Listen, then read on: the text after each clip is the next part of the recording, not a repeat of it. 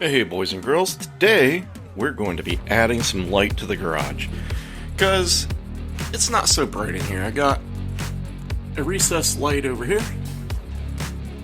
I got a nice fluorescent tube. Yes, my phone is going on the fritz. That's what happens when you drop it. And then another recessed light over there. But there's no real light over there. I have some fluorescent lights that I hang up to light up the garage. So what I'm going to do is I'm going to put some more recessed Canless lights from Home Depot in there. These things are like $55 plus tax. They'll be a little different in your area, but they're made basically for retrofit. So you're going to cut a hole in the ceiling to put this up there. It has a little gasket, a seal, theoretically. And then these little clips are what hold it against the drywall. Alright, and then there's a nice little box you hook your wiring up into. Look in there, it's pretty simple, just like a regular light. You got black, white, and copper, brown, and it plugs into this right here for your LED light. And these are actually adjustable to different, spectrum of light. You can do bright white, soft white, daylight, all that fun stuff. So you can choose between the yellow and the blue. I like yellow myself the best. I think that's what it comes set, is the 3000K. So, pretty simple. We're going to be needing a hole saw to cut through the drywall.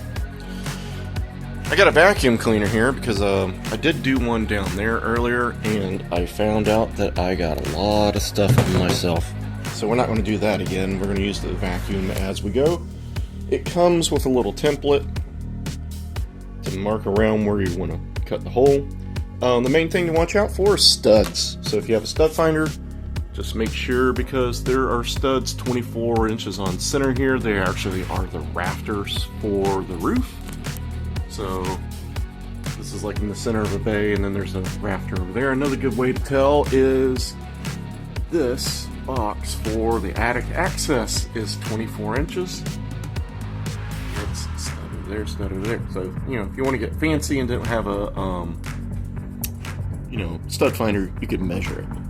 But I'm going to use a stud finder. I am not going to measure exactly a square pattern or anything, because as you can see, we have an alcove here for the washer and dryer, and that one's offset there.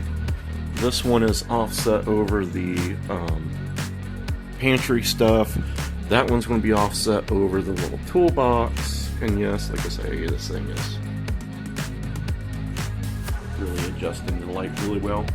And then I'm going to put one over here by the car parts and stuff like that. So nothing's going to be centered. I'm going to try and make them as close as I can depth-wise off the wall, but it's not going to be like a centered pattern, and I really kind of don't care. I do like to look at the recessed lights better than having all these hanging around. I tried track lights before, and the problem is those are like spotlights. They don't flood. These things flood really good, but they're hideous. So that over there provides a good amount of light. It just is not as good as like the center fluorescent that's here. So anyways, we're going to get to this. We're going to start putting these up. Alright, so marked out on the roof here using template and a marker. Now the fun part, and we used a stud finder to find the studs. The stud is more that way. So now, use our little Sharpie tool, and we're going to make a big mess. And use our vacuum at the same time. This is fun. I do not have very good dexterity with 2 hands. The whole saw just shoved in.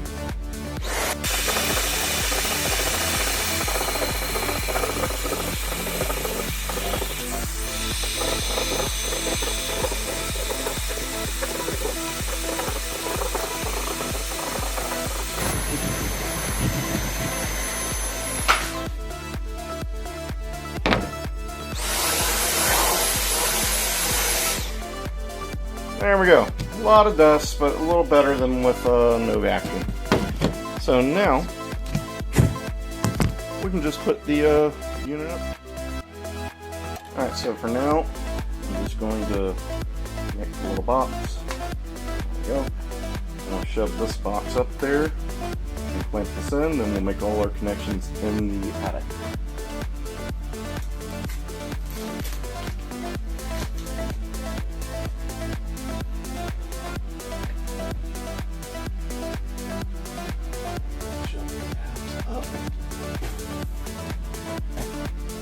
There you go. There we go. We now have lights. So I left the one fluorescent up here. It's actually LED and it looks pretty decent.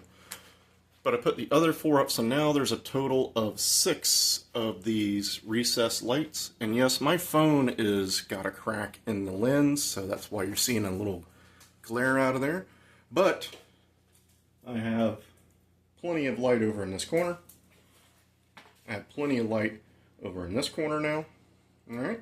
I have light in the center here. Let's see. It's pretty good. Alright. So anyways, don't forget to like and subscribe. I did not show you guys the wiring because they come with instructions, alright? I shouldn't have to explain that. It has instructions in there in English and Spanish. Basically, it's white to white, black to black. Anybody should be able to handle that. There are videos, if you don't know how to do that, on how to hook a light up on YouTube. It's a great thing about YouTube. I like how these look. They look much more professional than the other lights I got up there when you turn them off. Let's see here. There we go. They fit nice and flush. Yeah, I got a ceiling fan there. There's the other one. Right? And they look good. So, don't forget to like and subscribe, boys and girls. It helps out with the videos so that other people can see it. For basically under $100, $55 for lights, plus tax. And then I had to buy some Romex. I bought like $20 worth of Romex. I had some already, so I could connect the lights. So for under $100, massive improvement in my garage.